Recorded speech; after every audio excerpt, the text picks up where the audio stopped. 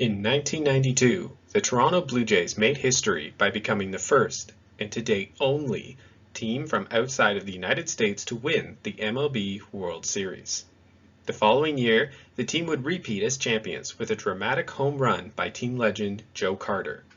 The success of the Blue Jays would mark the high point of the club and finalize the success of the Labatt Brewing Company's push into sports.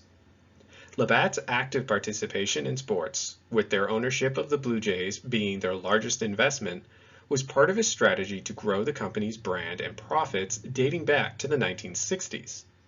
The story of Labatt and the Blue Jays highlights the way sports operate as a business, providing not only financial returns for owners, but an opportunity for brands to increase their appeal to consumers and develop a strong fan base.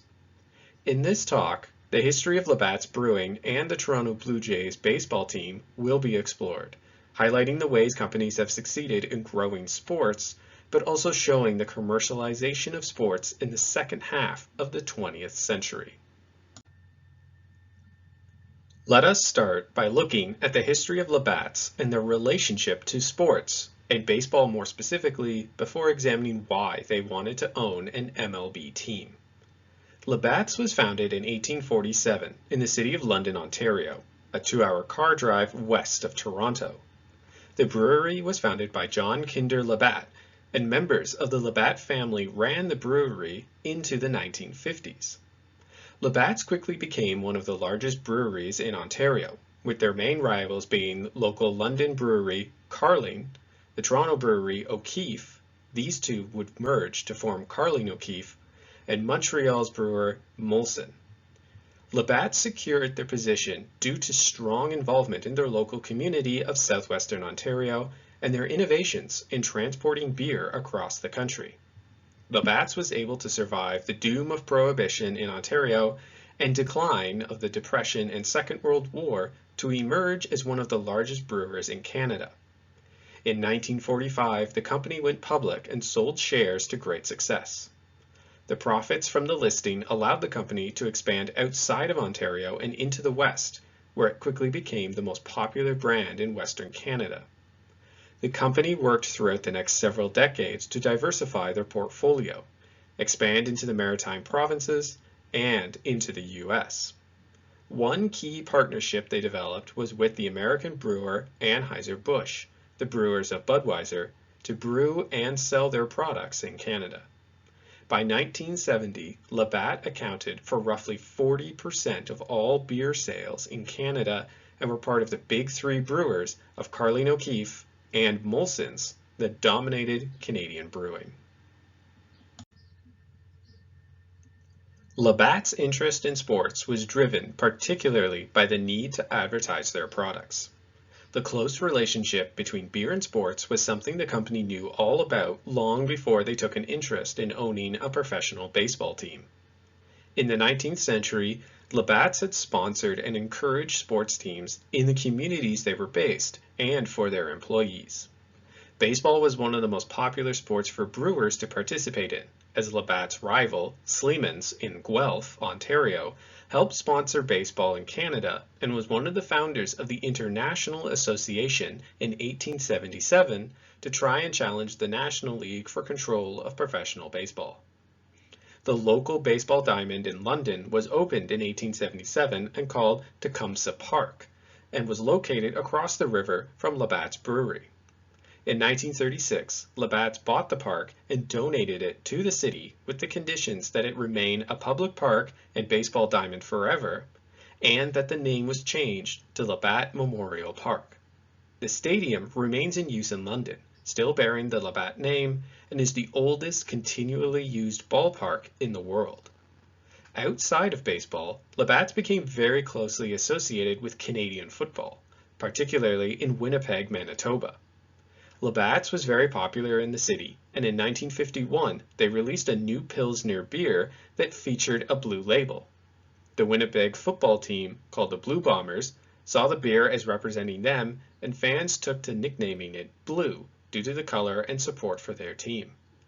Soon the nickname was used across the country as the beer became closely associated with the Winnipeg Blue Bombers, and in 1956, Labatt's named the beer Labatt Blue, which remains their most popular beer on the market.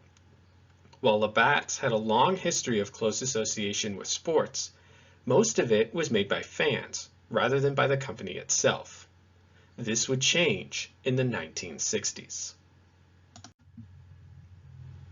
As Labatt's continued to grow, they were often in close competition with the two other big brewers in Canada, with Molson's, based out of Montreal, as their main competitor. An internal marketing study by Labatt's found that more Canadians associated Molson's with Canada compared to Labatt's, as Molson was seen as being more active in Canadian culture compared to Labatt's. It was highlighted in the survey that Canadians saw Molson's as more Canadian and thus viewed them more positively because of their ownership of the professional hockey team, the Montreal Canadiens. The success of the Canadiens on the ice translated to more sales and better brand appreciation for Molson's.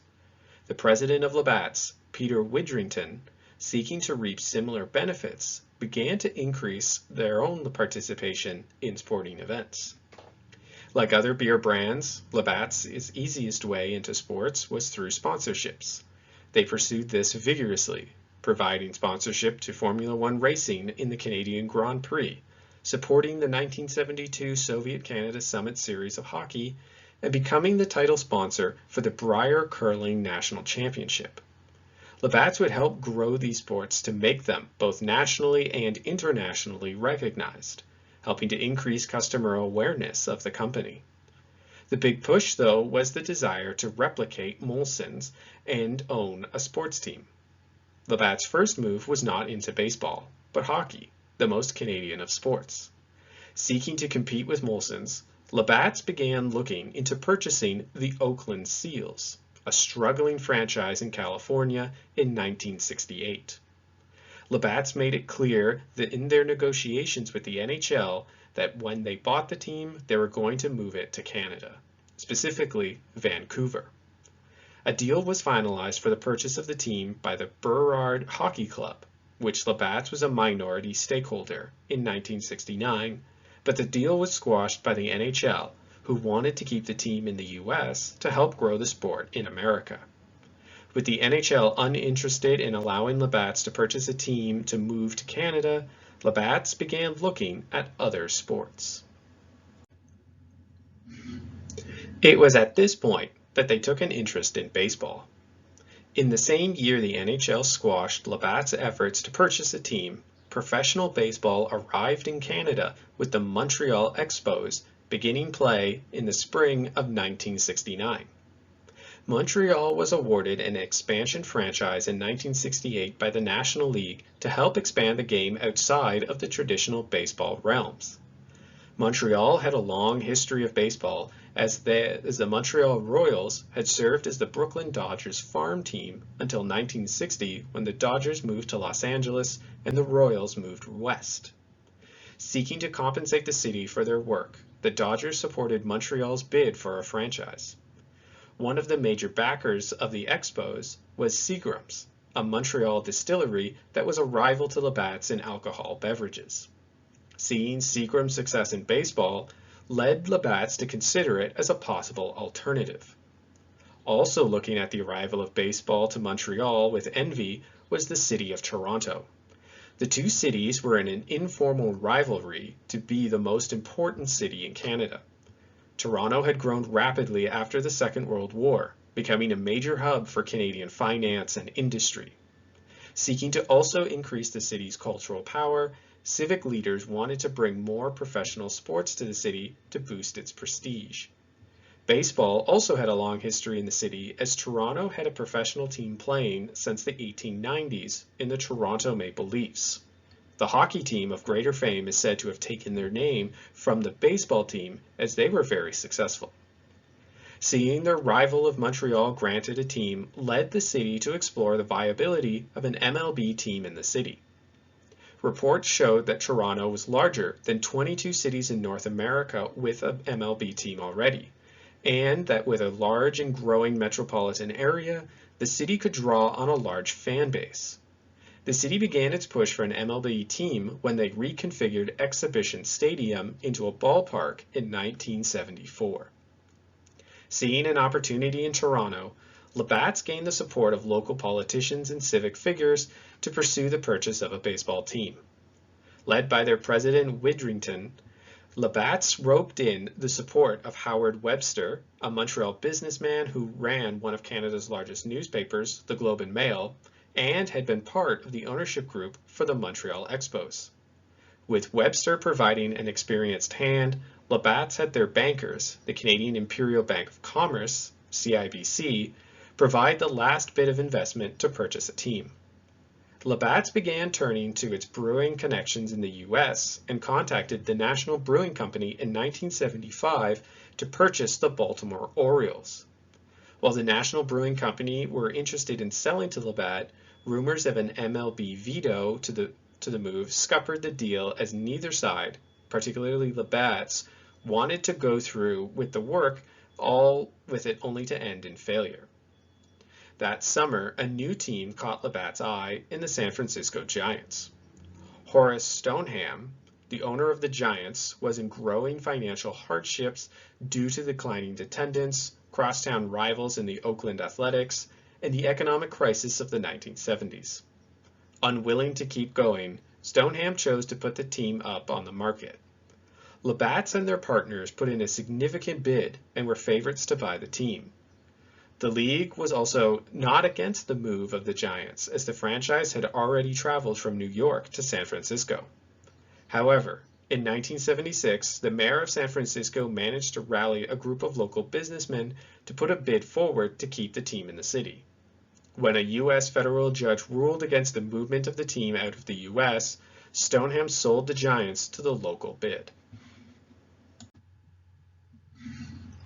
Undeterred by failure, Labatt's was assured by MLB that their time was coming.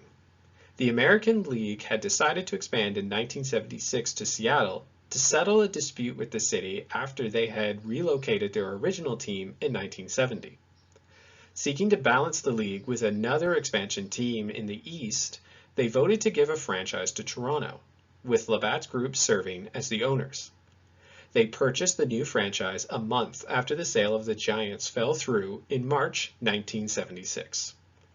Labatt set about creating the new team and initiated an open poll for the public for what the name of the new team would be.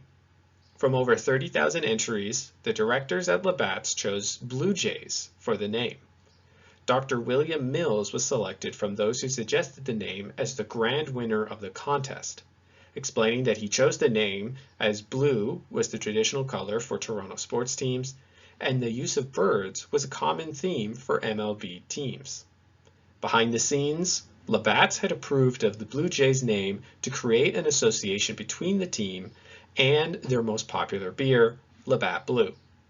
The company had tried to suggest to fans that they should nickname the team the Blues, and were dismayed when fans instead nicknamed them the Jays.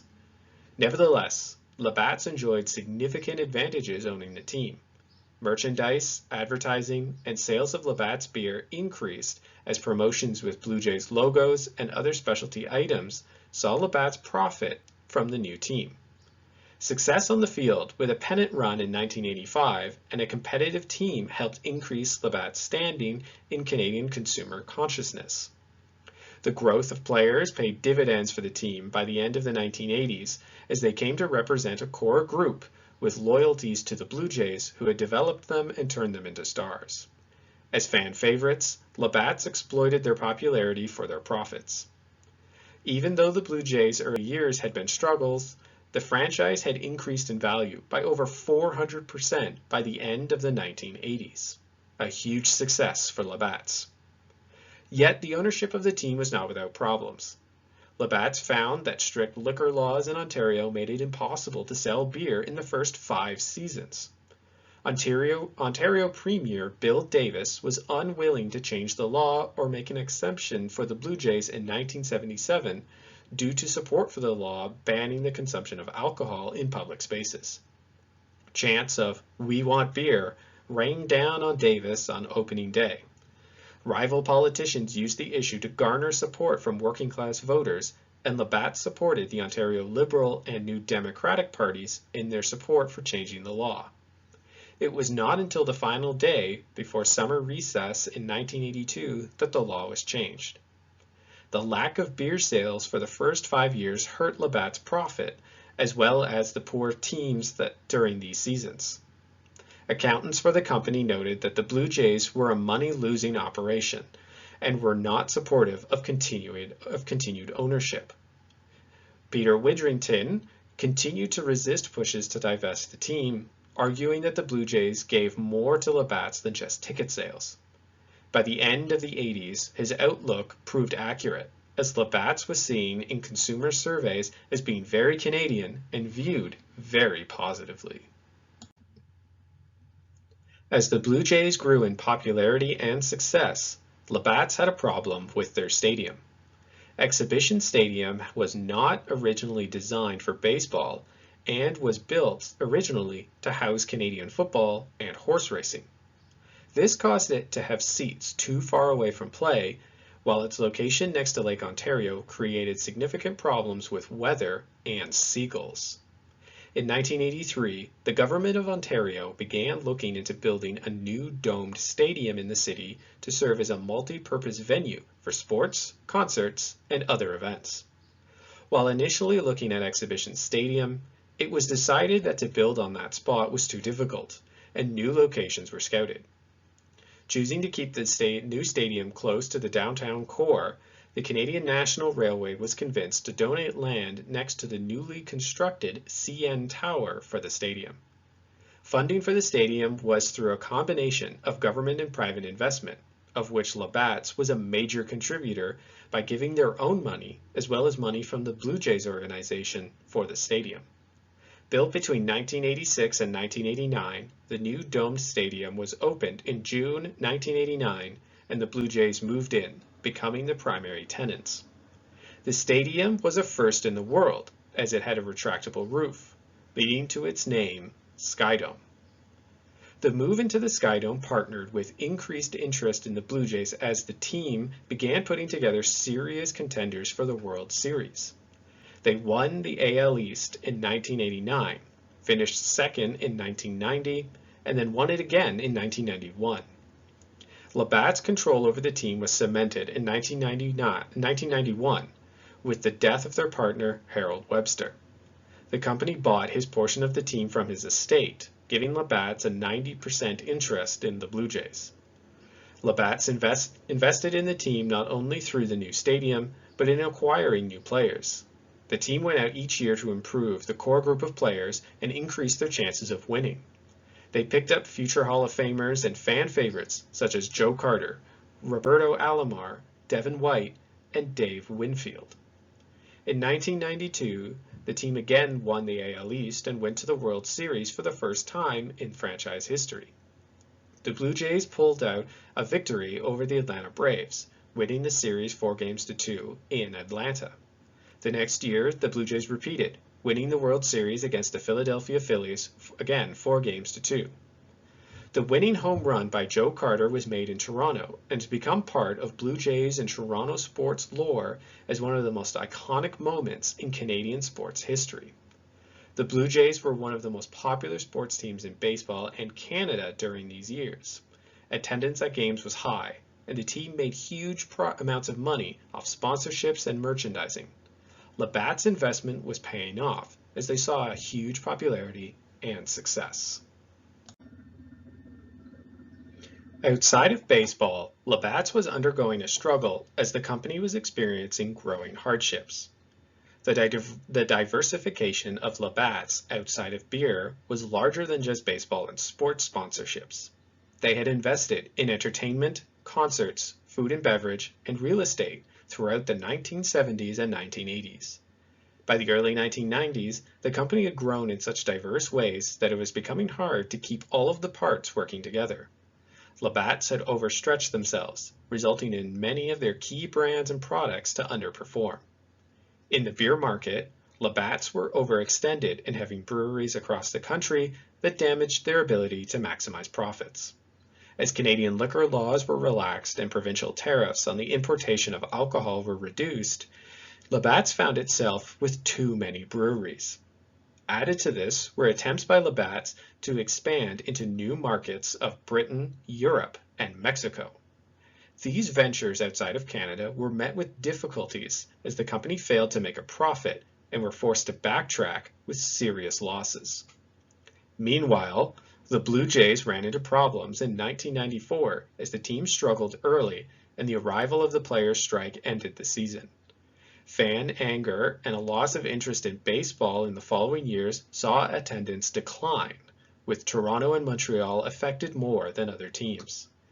Blue Jays management failed to revamp the team that struggled, further hurting attendance as the team posted losing records and ended up near the bottom of the table.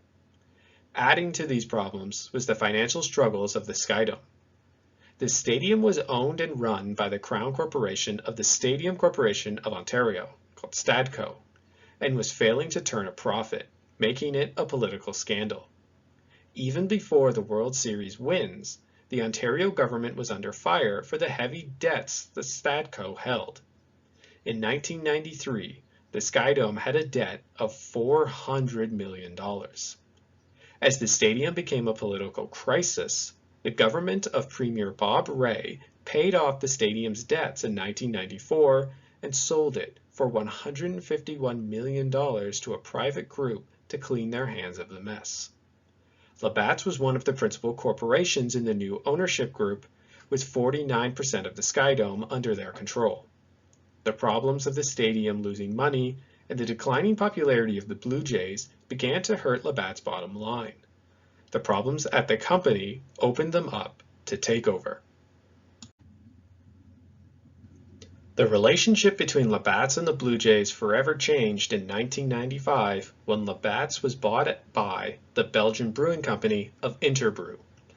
Interbrew was founded in 1987 when two of Belgium's largest breweries, Brewery Artois, famous for Stella Artois, and Pied Boeuf, merged.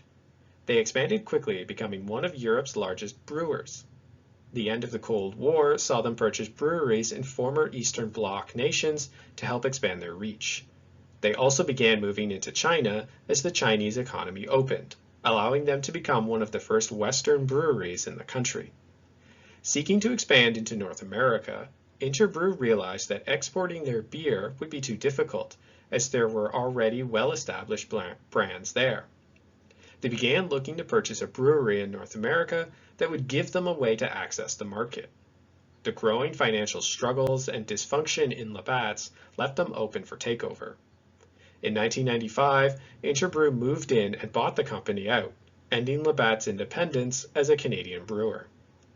Interbrew was not interested in maintaining a large portfolio of companies or investments in industries outside of beer and beverage production. As such, many of Labatt's non-beer subsidiaries were sold. Those that remained with the company received a lack of investment, as Interbrew was not interested in them. The Blue Jays remained in Labatt's possession, but with Interbrew calling the shots, the team lacked serious investment. The team struggled to win as the popularity of the franchise declined. Interbrew highlighted their desire to get out of sports by saying, quote, "It's very simple. We're brewers, not managers of hockey or baseball teams or television stations." End quote. Problems increased in 1998 when the Skydome went bankrupt. The lack of profits were compounded by the construction of the new Air Canada Centre arena that was to be the home for Toronto's hockey team, the Maple Leafs, and the newest sports franchise to the city, the basketball team of the Toronto Raptors. The Raptors had originally planned to play in the Skydome, but the size of the stadium was not fit for basketball, and when the Maple Leafs ownership group purchased the Raptors, they were unwilling to let them play home games in a rival's stadium. Sponsors and corporations declined to renew box seats or advertising in the Skydome, turning to the new arena instead, and this left the Skydome with no choice but to file for bankruptcy. Holding a 49% stake in the stadium, Labatt took a big hit when the new Sportsco International LP bought the Skydome for only $80 million, just over half of what was paid for the stadium 4 years before. Labatt's controlling interest in the Blue Jays ended in 2000, when Rogers Communication purchased CIBC's 10% as well as 70% of Labatt's portion of the team, leaving them with only a minority share of 20%. Rogers' investment in the team began a new era as they worked to correct the decline of the team and the financial losses the franchise had experienced since the early 90s. In 2004, Rogers ended Labatt's ownership in the Blue Jays as they acquired their final portion as well as purchasing the Skydome.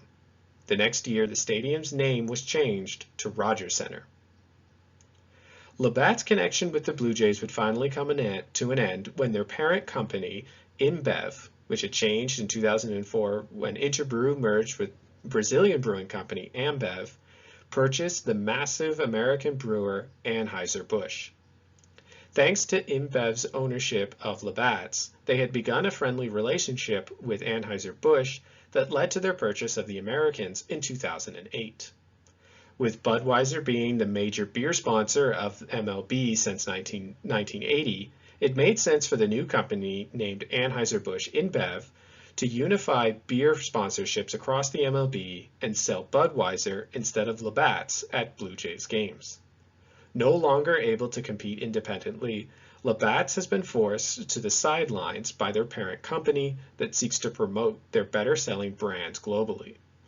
Labatt's has lost its naming rights to many arenas, stadiums, and parks across Canada, as Anheuser-Busch InBev has pushed Budweiser in Canada.